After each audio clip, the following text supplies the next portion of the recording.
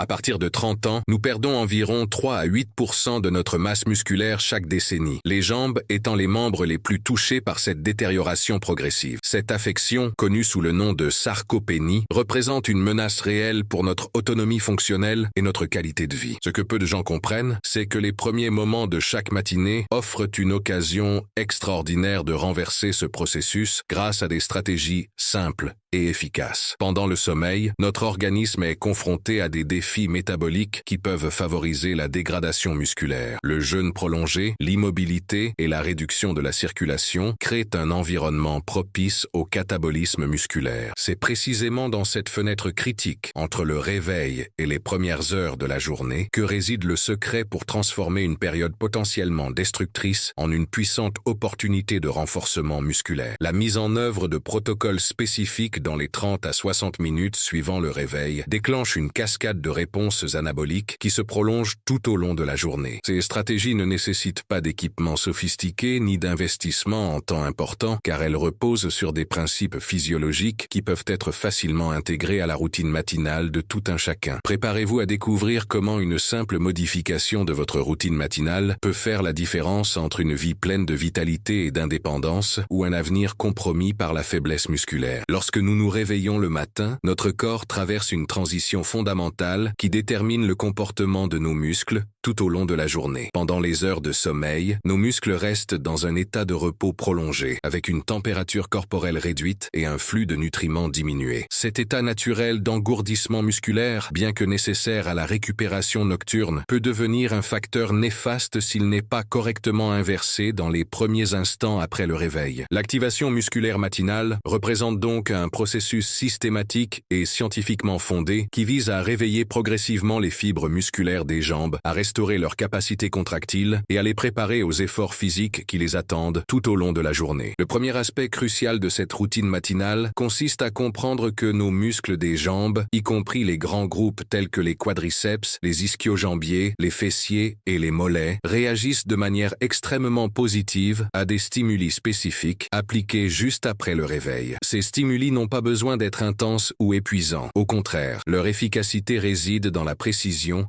et la progression graduelle des mouvements. En restant au lit, nous pouvons commencer par de simples flexions plantaires, où nous bougeons les pieds vers le haut et vers le bas, activant ainsi les muscles du mollet et stimulant la circulation périphérique. Ce mouvement apparemment simple déclenche une cascade de réponses physiologiques qui s'étendent à toute la chaîne musculaire des jambes. En passant à des mouvements plus complexes, le soulèvement alterné des genoux tout en restant allongé représente un deuxième niveau d'activation. Cet exercice sollicite simultanément les fléchisseurs de la hanche, les muscles abdominaux profonds et les muscles stabilisateurs du bassin, créant une synergie qui prépare tout le système locomoteur à la transition de la position horizontale à la position verticale. Une respiration coordonnée pendant ces mouvements amplifie leurs bienfaits car un apport suffisant en oxygène est essentiel au métabolisme musculaire matinal. Chaque inspiration profonde apporte des éléments essentiels au fonctionnement cellulaire, tandis que chaque expiration contrôlée élimine les sous-produits métaboliques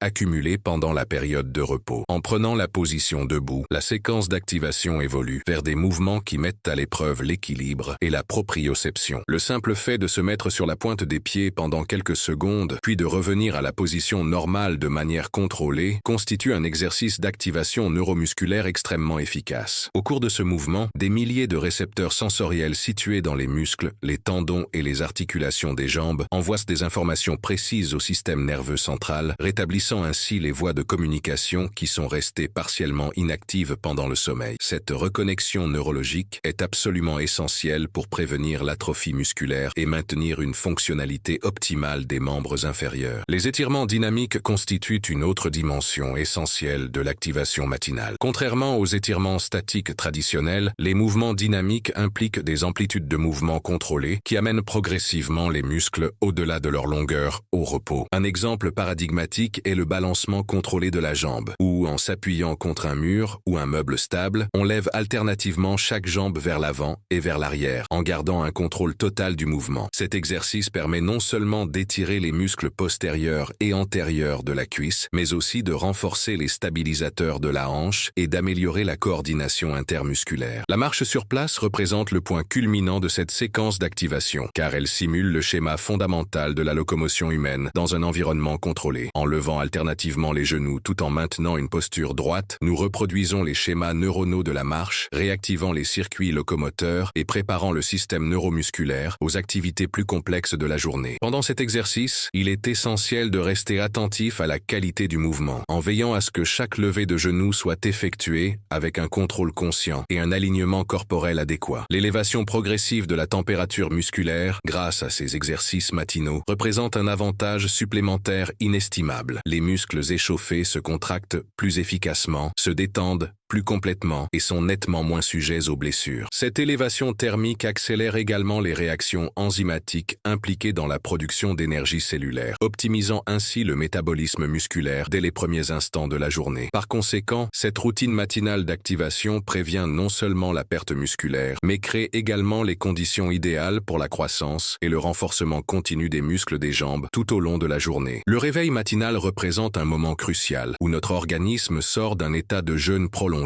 pendant lequel les processus métaboliques sont restés actifs même en l'absence d'apport nutritionnel externe. Pendant les heures de sommeil, notre corps a utilisé ses réserves énergétiques pour maintenir les fonctions vitales, réparer les tissus et effectuer les processus de nettoyage cellulaire. Par conséquent, au réveil, nous nous trouvons dans un état biochimique spécifique caractérisé par une déplétion du glycogène, une déshydratation relative et un catabolisme musculaire résiduel. Cette situation particulière nécessite une intervention nutritionnelle stratégique et scientifiquement fondée afin de renverser rapidement les processus cataboliques et d'établir un environnement anabolique favorable à la préservation et à la croissance de la masse musculaire des jambes. L'hydratation matinale constitue le premier pilier fondamental de ce protocole, car l'eau est le milieu dans lequel tous les processus métaboliques cellulaires se déroulent. Pendant la nuit, nous perdons environ un demi-litre d'eau par la respiration et la transpiration imperceptible, ce qui crée un état de déshydratation subclinique qui affecte directement l'efficacité des processus de synthèse protéique. Une réhydratation adéquate dans les premières minutes après le réveil permet non seulement de restaurer le volume plasmatique, mais aussi d'optimiser le transport des nutriments vers les cellules musculaires et de faciliter l'élimination des résidus métaboliques. Il est recommandé de commencer par environ 500 ml d'eau pure, de préférence à température ambiante, consommée progressivement dans les 15 premières minutes après le réveil. Cette quantité initiale sert de signal physiologique qui active les reins, rééquilibre les électrolytes et prépare le système digestif à une absorption optimale des nutriments qui seront consommés par la suite. La stratégie nutritionnelle matinale doit privilégier les protéines à haute valeur biologique et à absorption rapide. Le lactosérum,